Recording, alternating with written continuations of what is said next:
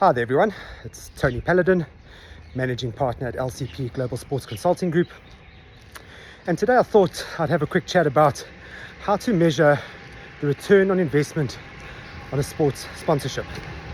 So we always use the word ROI and it's amazing, and the bigger the ROI, the better the deal.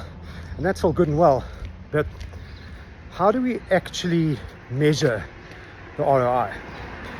So without a clear objective, you're going to be unable to measure an ROI.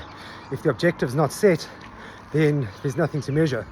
So two things to consider was how specific was the objective, firstly, most important, and secondly, who actually noticed.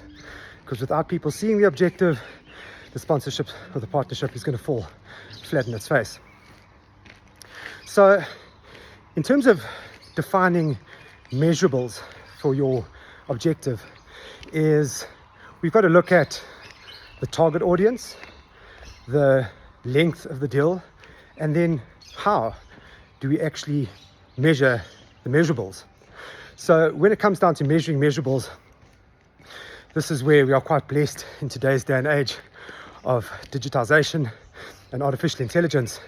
But we can put in certain tracking metrics across social platforms that basically can define and quantify how much money was generated in terms of viewership, and from there anticipated exposure, and from there likeliness to want to participate either in investigating what the partnership's more about, or just who's going to continue to watch the sport until the message gets through.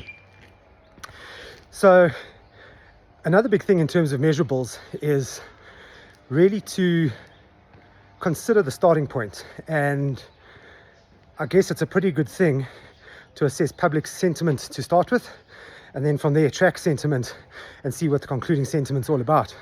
So from experience, I've noticed that the most successful partnerships are the ones that plant the seed, i.e. set the objective, put measurables in place, and then water that seed until it becomes a young plant and ultimately a big tree. And that is basically the defining point of a successful partnership. However, this again brings in the time factor. All too often deals are made when there's a quick fix that's expected. So there's a lot of excitement in the beginning, big activation, lots of money gets spent, but the length of time is too short. You can't expect a tree to grow from a seed in the space of a year deal, or even an event deal for that matter. So typically, if you look at the average length of time on a sponsorship, minimum that is considered is 3 years. But unless that sponsorship or partnership is exceptionally well activated, you're not going to get much traction after 3 years. And at least if you do get some traction, there should be a strong intent of renegotiating the deal. So going back to strategy and objective setting, if the objectives are very, very well set, measurables are put in place, and you can get people to notice it, it's often worth considering a slightly longer term, say for example 5 years, with a strong will to extend the deal.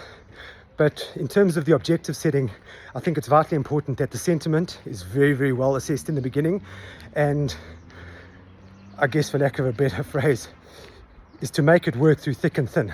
So sometimes the starting strategy might not always work, and this is where ongoing communication between a sponsor and a sponsee, or between a brand and a sport, needs to be ongoing and measured on a weekly basis. So in order to basically grow that sponsorship or partnership over time, it needs to be curated on an ongoing basis, which is something that I've spoken about before, and certain measurables need to be put into place. So I know that's just a little tidbit of things, but the key messages to take away are: start with a long-term strategy that can be measured, and from there make sure that that strategy and that deal and that partnership is ultimately curated consistently in order for it to grow into something successful that everyone can enjoy. Anyway, take care, and I'll chat to you soon. Cheers.